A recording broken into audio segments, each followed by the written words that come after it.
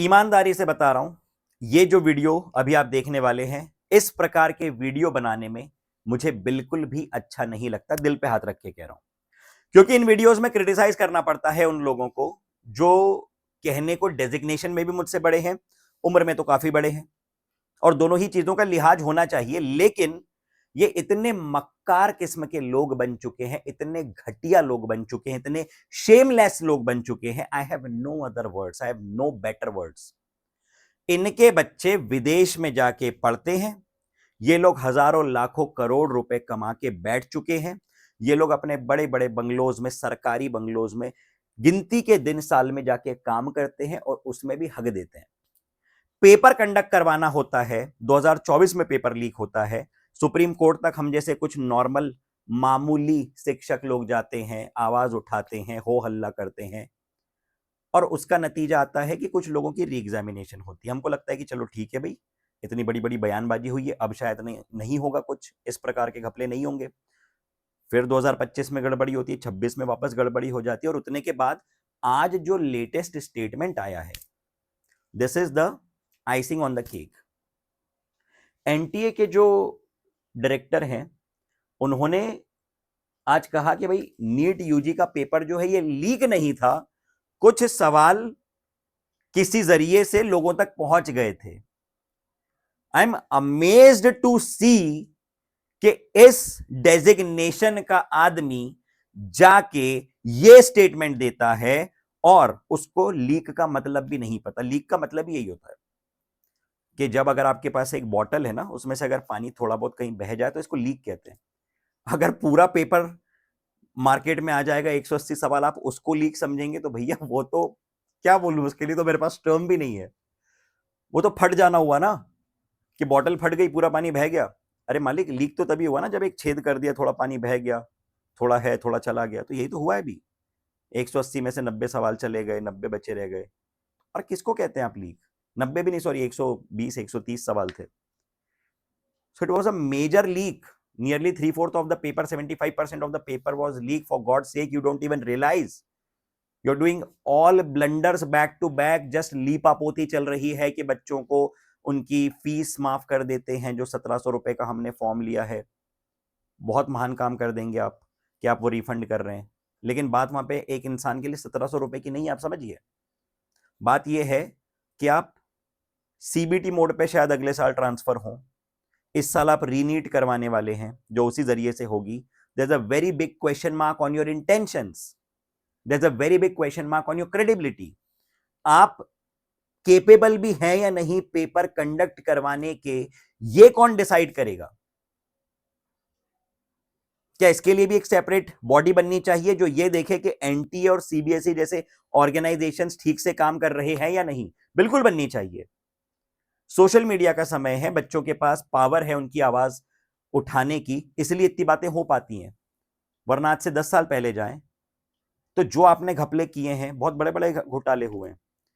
CBSE में कई सारे घोटाले हुए हैं, दूसरे बच्चे जाके पेपर दे के आ जाते थे। व्यापम घोटाला हुआ, फर्जी डॉक्टर्स बने, फर्जी इंजीनियर्स बने, और ईमानदार यूथ का कटता गया।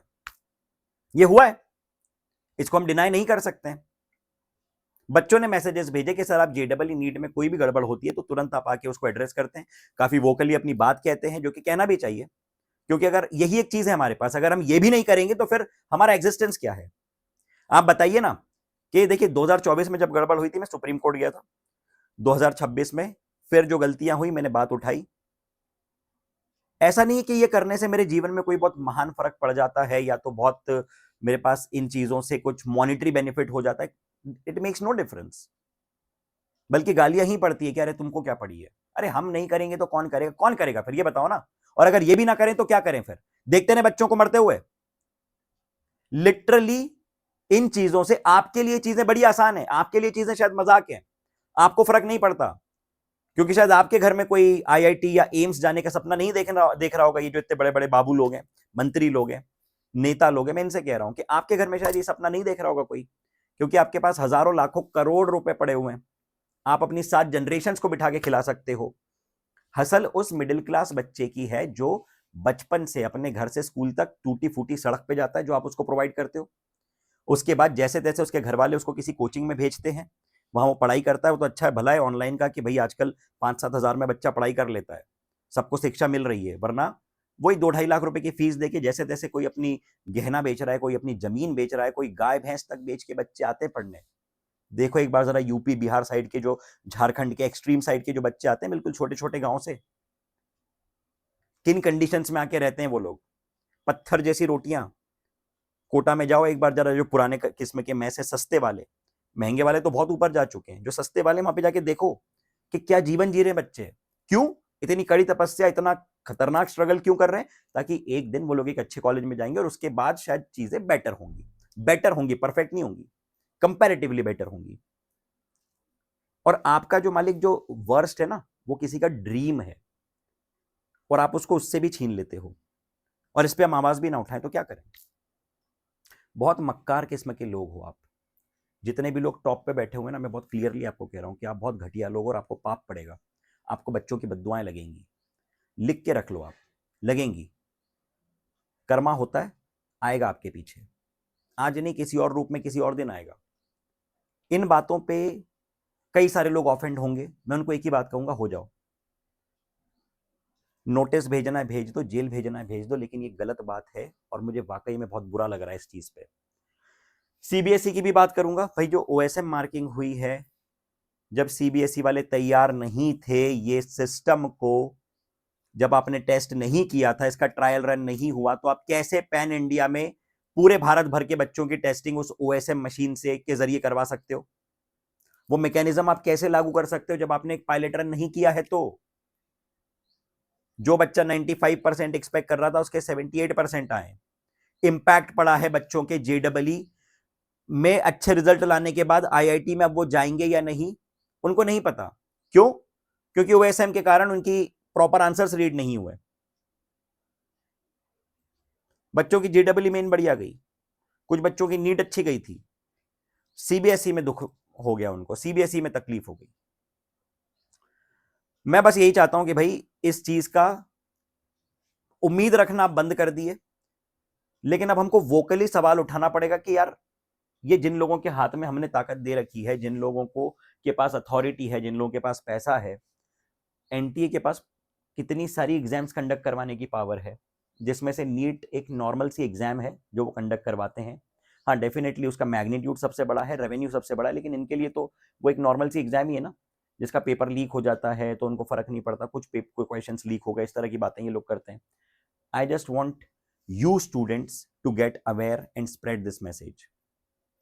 ये चीजें हम टॉलरेट नहीं करेंगे। कोई बच्चा किसी और की गलती के कारण अपना फ्यूचर सेक्रीफाइस नहीं करेगा। किसी घर में किसी और की बेवकूफी, किसी और की बदनीयती के कारण मातम नहीं मनेगा। ये मैसेज हर स्टूडेंट को अपने दिल में बसा लेना है और अन्याय सहन नहीं करना है।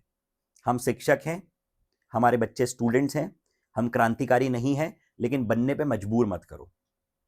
मैं बहुत क्लियरली बोल रहा हूं, मुझे सड़कों पे उतर के क्रांति करने का कोई शौक नहीं है। मैं बहुत सेटल्ड हूं अपनी लाइफ में, मैंने ईमानदारी से तैयारी करी, अपनी एग्जाम्स क्लियर करी, उसके बाद बच्चों को पढ़ाता हूं, थोड़ा बहुत कमा लेता हूं, and I am happy in my life. I am very happy in my life. मुझे बिल्कुल भी शौक नहीं है नेता बनने का, मुझे बिल्कुल भी शौक नहीं है कि मैं जाके जंतर मंतर पे बैठूं, मैं क्रांति लाऊं, मैं रेवोल्यूशन करूं, मुझे नहीं करना है। लेकिन मजबूर मत करो। याद रखना कि ये यूथ है, यूथ की पावर है, जेनजी की पावर है। अगर मजबूर करोगे तो फिर आप लोग भुगतोगे। ठीक है, चलिए, थैंक यू सो मच। जय हिंद, जय भारत।